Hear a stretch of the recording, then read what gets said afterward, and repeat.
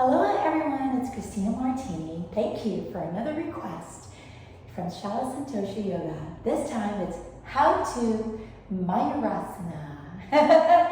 So it's important that this pose is practiced with a lot of mindfulness and discretion because we're talking about reversing the wrist and sitting on the back of our elbows and bridging ourselves onto that as we elevate and levitate into a center line and perhaps a feathered leg up into Mayurasana. Mayurasana is an advanced pose that is an arm balance with a reversed wrist, which means it has a lot of great benefits for our bones and structures of our hands, our back shoulders, our back triceps, and also our long bone, our legs. So anyways, if you practice Ashtanga yoga, it is in the intermediate second series, Nadi Shodhana, of the practice. So a few tips.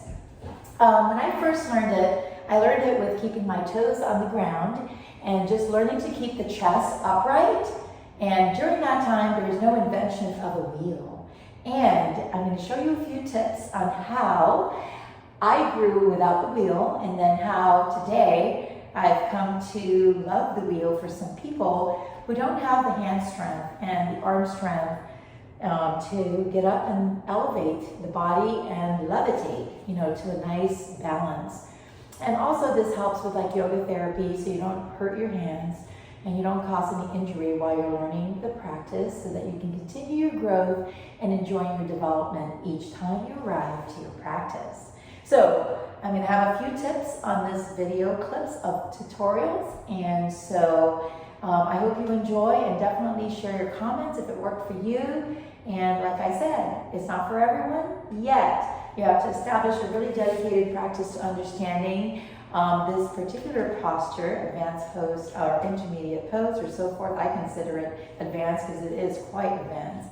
And just being really, really careful that you are very mindful, aware, completely attentive to your breath, and that way you don't slip and sprain your hands or your wrists. So that is quite serious if you do. All right? So without waiting too long, so basically, here's a few tips that I learned when I first started this pose without any props. Is learning to first sit down and just like you're sitting like this on your side. I'm on my heel. You can sit down without your heel if you want. And really learning to reverse your wrist. And instead of facing your palms forward, you're going to learn to face your palms backward. So I'm going to face you real quick so you can see it. And practicing like cat and cow strengthens that hand strength. Chaturanga, oftentimes that we practice Chaturanga Dandasana, that also builds hand strength. So here, I'm going to go ahead and now reverse my body so you can see it. Definitely some nice cow and cat, really rounding your back. You're going to need to elongate forward when you're trying to lift the Mayurasana. You don't really hump your back too much, and so therefore just learning the extensions and the flexions of the spine and the torso along with the hands reversed in this position. The second thing that I learned is now I lean out a little bit longer and I spread my knees and my body a little bit this way. So what I'm trying to do now is I'm going to come a little bit closer is my hands are not completely together at this moment. That's too intense to begin that way. And I'm trying to bend my elbow towards the cleavage, towards the breastplate or the chest plate for some of you. So I'm pressing. So then when I come this way, and you can see it, I'm not a straight arm, I'm a bent elbow. And I'm sitting it maybe to the side of the breast or on the breast and pressing it.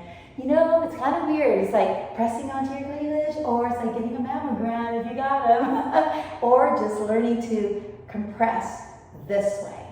And then the second part is, so if you're here, you want to get your elbows to your navel area. So now I'll spread my knees apart. I have the elbows connected to the quadrants on each side, not in the belly button side, but outside of it in an angle like this. And my palms ready, and I'll go ahead and take that, and then again, here I am. So if you can withstand that, you want to go ahead and send your legs back. And from here, you want to bridge onto the back of your triceps all the way up to your elbows. And it feels like you're pushing all your guts out of your stomach. Don't drop the head down unless you're really tired, and drop your knee down if you are also really tired. But the whole point here is to stretch the thighs, the femur, the quads, and the chest so that you can create strength, endurance for this particular pose. My top feet is on the ground and don't leave it. When you get exhausted from that, stretch forward the hands into child's pose. Sit and reach up and flip the wrist up. Bow your head between. Keep enjoying some deep breaths. And then we repeat it again, because we have to.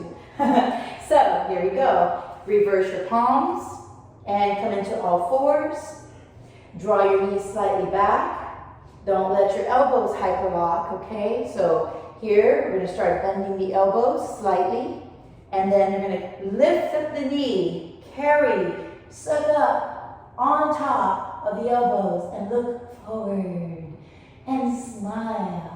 1 feet at a time, and deep breath, 1 feet at a time, sharp toes, deep breath, lean forward, 1 feet at a time, deep breath, again, 1 feet at a time, deep breath, and again, you could thread the arms.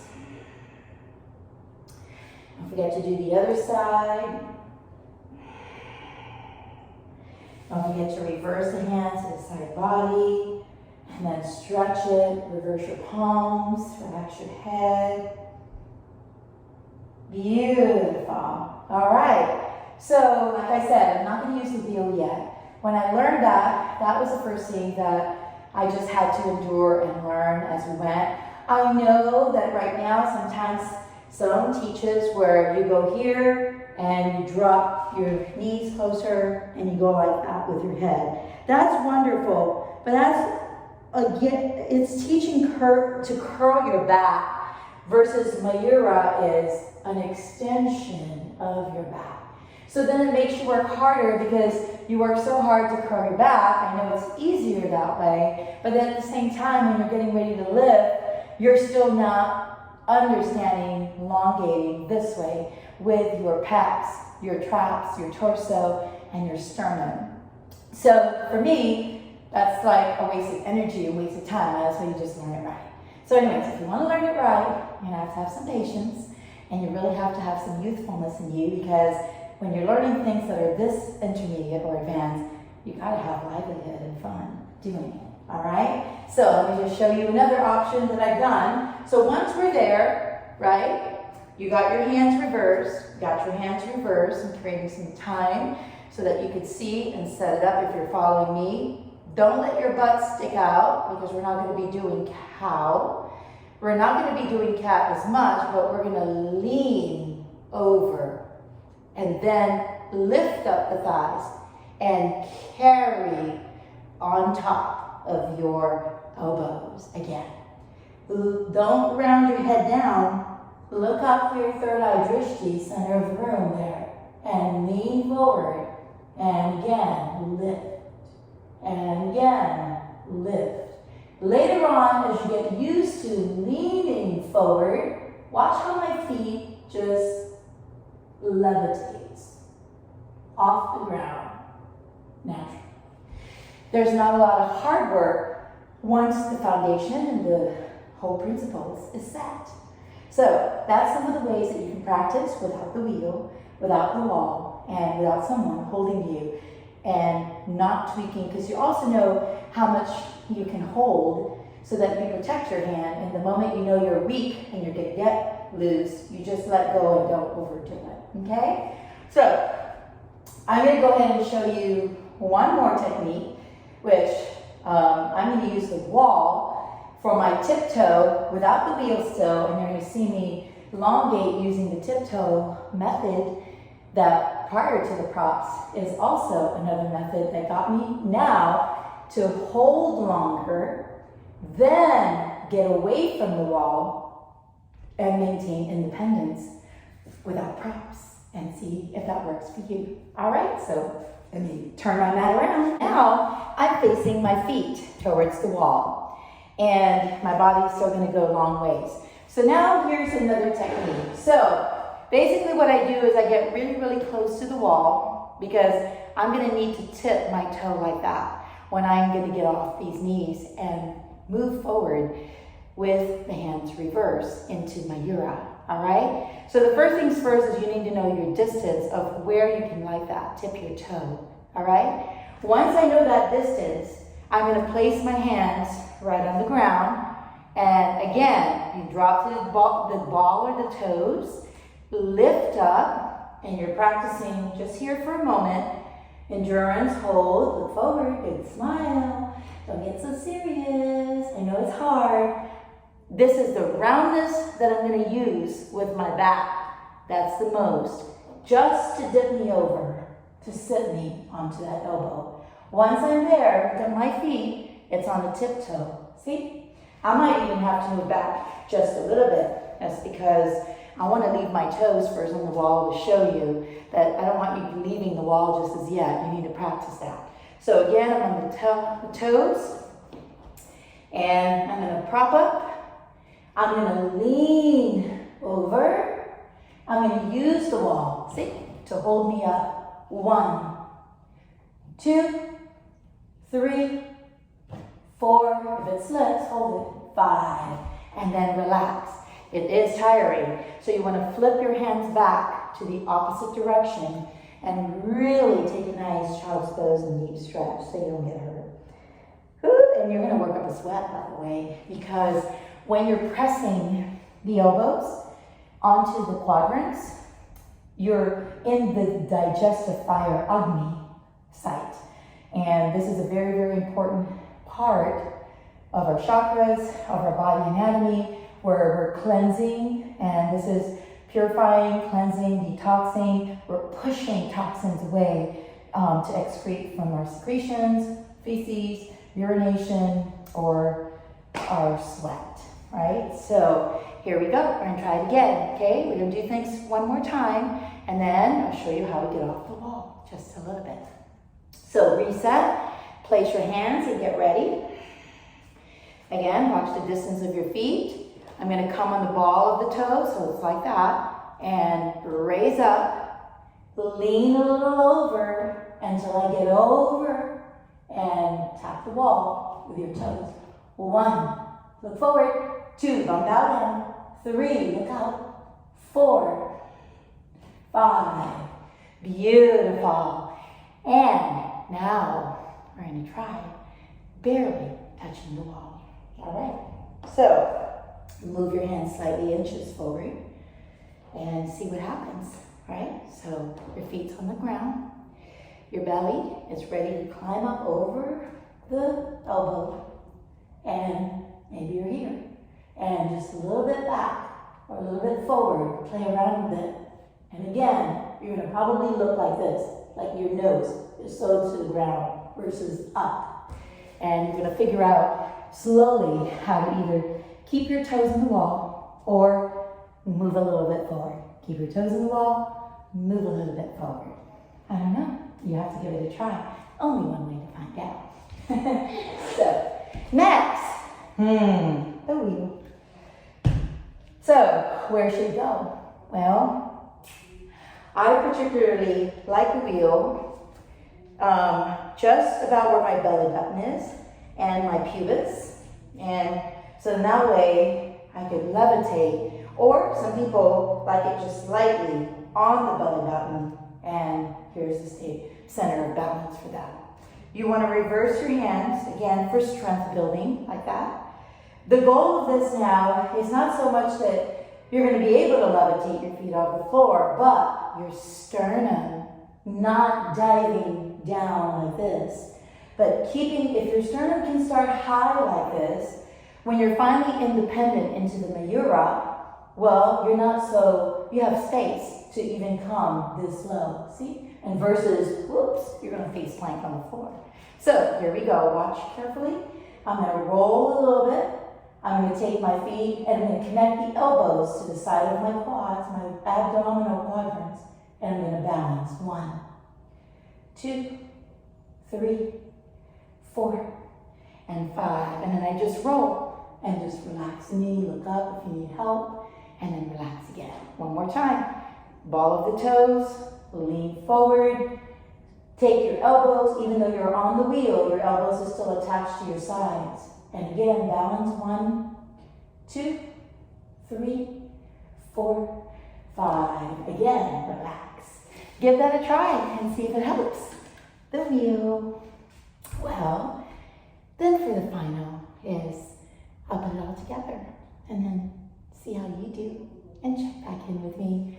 Again, for more requests, follow me on the YouTube channel and or Instagram and send me a memo. Let's go ahead and I'm going to turn my mat around and go into the full expression of the pose. And I'll meet you there if you'd like to try. Awesome. All right, we're back on the mat. So here's the full expression of the pose. So if you were practicing the Ashtanga Intermediate series, you know that it's very, very challenging, let alone it's very energizing. So when this pose finally comes into the sequence and you're there, it does start as at the top of the mat and it prepares you into a place like a semi-vinyasa. So basically, you may be coming from a down dog, right? So you're here. And you're going to go ahead and jump towards the front of the mat. There's an exit that happens here. And you just come straight up. Now you enter the pose with your feet separate, hip distance apart. Your hands can either start from the top, some people do that, and you want to now start separating it at a reverse hands here. And once you're here, you're already looking forward, your sternum's already activated, so is your legs, because here you do jump back into a straight leg. And I'm at the ball of the toes, I'm not on the heel, I'm at the ball. Once I'm here, I don't collapse. I know that I need to go over the elbows and I need to bend the elbows here to set. Once I'm here and you know that I need to lean forward, and here's where I'm going to breathe. And breath. 1, 2, 3, 4, and 5. I'm not putting my thighs down. Inhale up dog with the reverse hands. Careful for straight leg on the semi-down dog. Jump with a bent knee to the outside of the hands. Get your head between the shoulders and relax. Your hands up to the sky and celebrate. Well, that's that. I hope you enjoy your practice and let me know how your Mayurasana is doing. Until then, mahalo, aloha. From Shala Santosha Ashtanga Yoga, Christina Martini. Peace. Namaste.